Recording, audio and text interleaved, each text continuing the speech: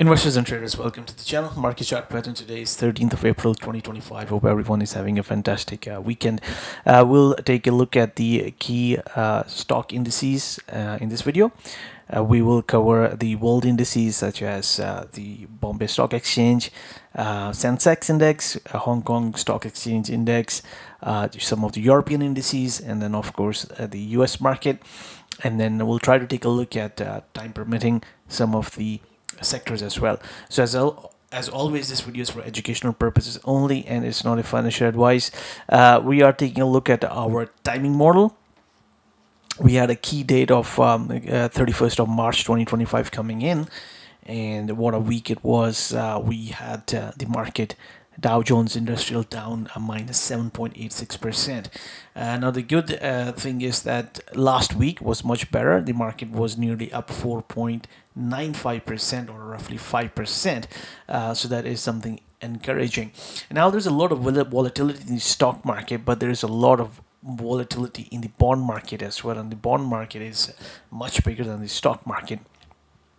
So let's take a look at what is happening there. This is the chart coming in from barchart.com, and here we have data going back roughly let me see how many years we are going back. We are going back roughly 3 years. Let me actually make it 5 years.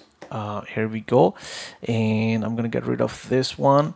And what is interest to us is essentially this bottom half here. What we are looking at is the commitment of traders report. This report gathers data every Tuesday, published every Friday of the week. So it's not really essentially a timing tool, but it really gives us more insight in terms of the open interest or who is controlling the open interest.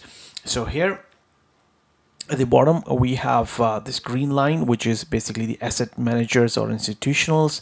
And then we have the red line, which is the dealer intermediaries. And then the purple line is the leverage funds. So these are hedge funds, for example. The yellow line or this orange line is actually other reportables. These could be large individual traders as well, which are worth mentioning in the report, for example. Okay, so if we look at this, it's a huge move in the bond market. This is 10-year Treasury note. This market is much bigger than the stock market, all the stock indices combined, and it was down minus 6.14% for the week, or 7 points.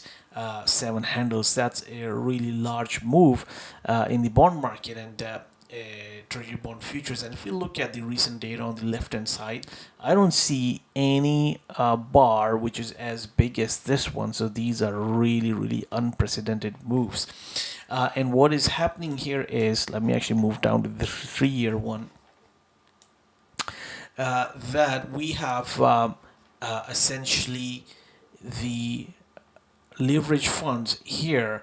They are actually having to cover their positions mainly in the repo market. They were operating where what they were doing was basically they would borrow money from dealers, which could be JP Morgan, Goldman Sachs, for example, and use paying a repo rate and then go long, for example, the 10-year Treasury note. And on the futures market, they would come and actually short the futures contract, and they would actually make some money on the basis spread. Now, what happened is that there is a margin call in the repo market, and they are having to cover that. And essentially, that left the bond market with essentially no bids. And this is why we have seen this big drop here. Now this is something which, because the bond market is such an essential fundamental tool, what we have actually seen is some policy coming in. Last week a chairwoman was out from the Federal Reserve, and she actually mentioned that the Federal Reserve is ready to support the market. So there is Fed put coming into the market as well.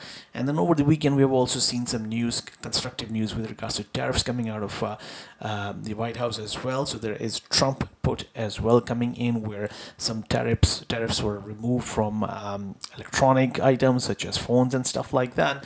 So this tariff situation is, it looks like it's going to get improved, which is going to be good for the markets. So this is why we need to really pay very close attention to the bond market. And if we just take a look at what happened in here, in this is the 10-year Treasury note futures. Look at this. This is a big move happening in the market. On the weekly basis, it's down quite a large amount. And if we take a look at this on the monthly chart, here we go. Yeah, pretty big moves as well. So now let's move over to some of the stock indices, and just before we move there, just want to point out that on Friday I done a video in which we covered these markets, the technical levels that we were watching, but this market rallied right to the 78.6% retracement, and it just not was able to go above, and we have seen this massive move to the downside. Okay, so let's move to the stock indices, and let's take a look at the Sensex, which is the Indian market. Here we go, and you can see a pretty bearish price action here. And over the course of last week, Monday, really big recovery as well. But this is the pattern that we were watching. That this 38.2% retracement was a really good support level. The market went and tried to take this high out, wasn't able to do that, so that's bearish price action, and we have seen this market actually move lower. So it appears to be moving in a channel formation. Here we go, and like this. So while it has tried to rally, but this rally has been actually just a retracement so far. Here we go. And it went quite near the 61.8% retracement, but not close enough. So it does look like, for this market, maybe it's got further downside. Maybe it goes and touch the bottom end of this channel. That is a possibility. And in terms of the retracement, let me bring in the 50% level. There we go. So 68,500 might be a level to watch as well. Only if we begin to get above this double top formation, then things begin to look begin to look better for the market. Now let's take a look at the Hang Seng. These are the Hang Seng futures, and here we had a really strong level come in right here. Look at the number of confluence of Fibonacci retracements and expansions coming together, and we have seen a big drop in the market, and it actually broke below this trend line as well. So I'm also looking at this right now as more of a retracement. So far it looks like it went to the 31.8%, excuse me, yeah, 38.2% retracement. Here we go. Not exactly quite there, and then I think this is where we'll have more resistance for this market.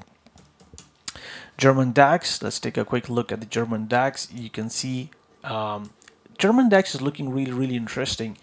It has had a pretty big move to the downside. All the major indices began to sell off past week. It's down 21%, but this decline is equal to the decline we had in the bear market of 2022. So it's actually completed that entire decline, went a little bit lower, then jumped above that.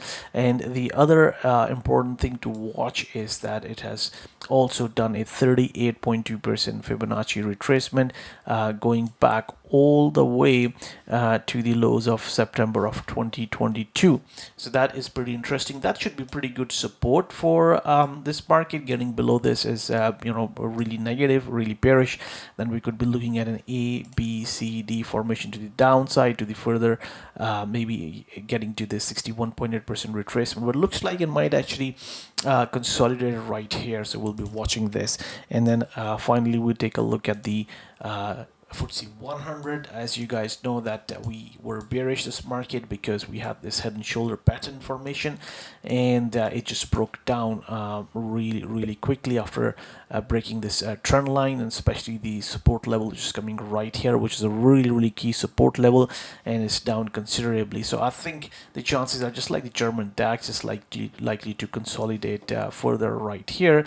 Thus far it's retraced only to the 38.2% retracement, and it's just not able to get above that. So more consolidation to take place, getting below these lows of 7th of April. They are not, that's going to be quite negative for the market.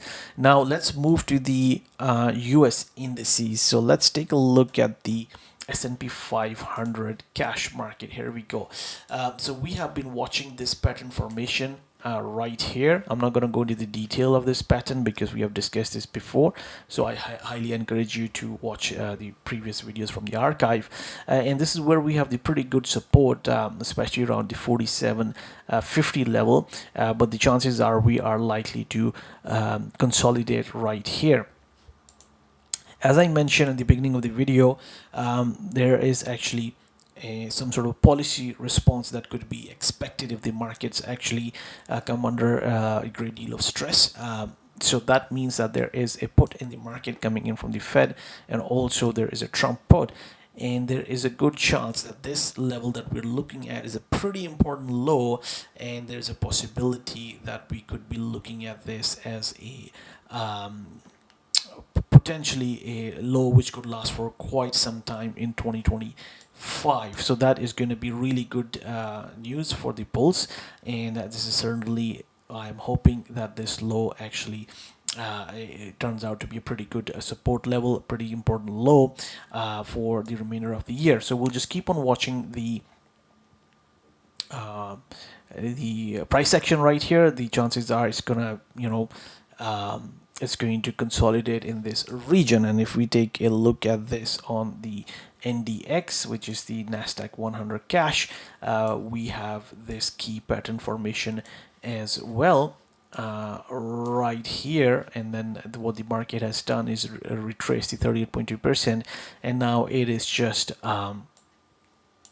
it's just consolidating right here. So there is a good chance that this low, might be held for quite a while for the remainder of 2025. Might be, there's as more time goes by, this low could, there's a potential that could be the low of for the remainder of the year as well. So there's a potential for that. So I'm watching for further price action clues.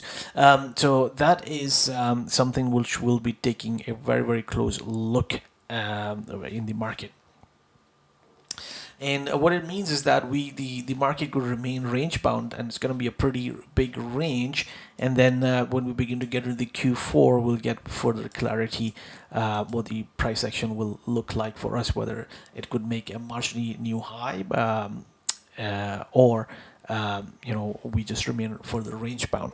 Now let's take a look at the NQ, which is the futures for the NASDAQ 100, and we can see this important low of 61.8% is held as well, and it's the extended ABCD formation. And on the ES, let's take a quick look as well, and this box that we had drawn has also been supported, and the longer the time wise it takes for this market to remain in this range, it's more consolidation, or in other words also accumulation taking place.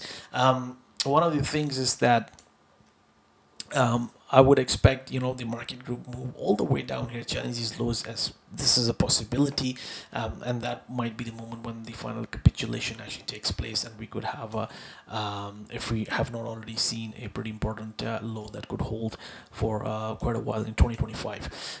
Okay, so now let's take a look at the Russell 2000. Here we go. So Russell 2000 has been an index which has been under a great deal of pressure, but it's also consolidating right here, and it's really important that these lows are held. Otherwise, we could be looking at a different pattern formation which could take this, which could give a down target even further down. And if we just take a look at the cash market of IWM, we see the same, so consolidation happening at our support levels. So I think moving into the early part of the next week is going to be really key with the news which came out with regards to the phones and the tariffs being removed from some of the electronic items. It looks like it is a positive news in terms of the tariff, so the stocks should be supported. If, however, the price action is negative on good news, then it means it's bearish. So that's going to be, something which is not expected, that we have good news coming out. However, the price action is bearish. um, that shows there is weakness in the market. So again, I think early next week we'll get further clarity. And then let's take a look at the Dow Jones futures. Here we go. So Dow Jones also went right into this key support extended CD leg of the AV, and it is just consolidating. It is a huge range for this market, an index which is 45,001 point, and it's just retraced 50% of it. So a great deal of retracement it has already done. If it begins to get above these swings, that's going to be pretty positive for the bulls as well. And then let's take a look at NYA. New York Stock Exchange Index. It also has ADRs, and it's also consolidating right here. I don't have my retracements drawn. I will try to quickly draw a retracement. Let me move this one out of the way, and here we go. Right here. Here we go. So right at the 61.8% retracement, a really important low as well. So this is what we are watching in the key stock indices for the US market. The markets are holding our key levels that we identified last week, and that is really good news. And I certainly hope that the lows that we have seen on 7th of April, they get held. And if they get held and the price action moving into next week remains constructive, maybe we just consolidate, then what it is going to show us is that the low we have seen on the 7th of April is a very key low, and it could be a low which could stay in for a long time in 2025, with the potential of being the low for the year. That is also a possibility. However, I am watching the price action really carefully with open mind, that this could also be potentially the beginning of a bear market, but we could have a important low in place for quite some time in 2025, by the looks of it, because we have got some policy changes coming in, Fed put, Trump put, working in the market. That kind of reminds me what happened with the Silicon Valley, when that bank went under, Silicon Valley Bank. So let's actually take a look at the KRE, which is for the regional banks. That happened here in early part of 2023, and I believe that's when the news was coming out, and we had this is I think when they came out and declared the insolvency for the Silicon Valley Bank. But what it also marked was a policy response by the Treasury, and also in coordination with the Federal Reserve. The Fed actually injected 300 billion into the financial system, and that marked the bottom as well. And then we have seen a nice recovery in here. Some of the financial stocks in the XLF actually recovered to made new all-time highs. So that was really, when there is a policy response, the markets actually stabilize and they begin to function much better. And this is what we have seen in the past week, that the markets have been very orderly. They have been selling. There have been huge days up and down, but the markets have been orderly. That's an important thing. So let's have a really quick look at some of the key financial stocks, such as JP Morgan. You can see that it was up for the week 12.33%, and that is after completing this pattern. Let me actually show that to you on the daily chart. So very nice ABCD, completed, not 100%, but came very close to that. And Goldman Sachs was even better pattern formation, because it was a complete ABCD, and the stock has rallied quite a bit. And if we just take a look at this on the weekly chart, here we go. It was up by 5% last week. So this is what we are watching in the key stock indices. And as always, if you happen to like our technical analysis, then please do subscribe to the channel and also hit the like button. And if you do subscribe, then please make sure that you are also checking that bell icon button. That way you will know when the new videos are posted and you will not miss anything. So thank you very much for watching the video. Good luck, good trading, and speak to you guys soon.